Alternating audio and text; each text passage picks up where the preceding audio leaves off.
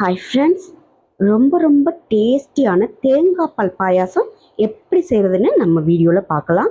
சூப்பர்வாக இருக்கும். தேங்காய் பால் பாயாசம் செய்கிறதுக்கு 100 கிராம் சவ்வரிசி எடுத்து அரை மூடி தேங்காய் 2ஆம் பால் 3ஆம் பால் சேர்த்து சவ்வரிசி நல்லா கொதிக்கட்டும். சவ்வரிசி கொதித்ததுக்கு அப்புறம் கொஞ்சமாக சீனி சேர்த்து சீனியும் சவ்வரிசியும் நல்லா கொதிக்க விடலாம். சீனியும் சவ்வரிசியும் நல்லா கொதிச்சுட்டு இருக்கும்போது முதல் தேங்காய் பாலை கட்டியாக எடுத்து வச்சுருக்கேன், அதையும் சேர்த்து கொதிக்க விடலாம்.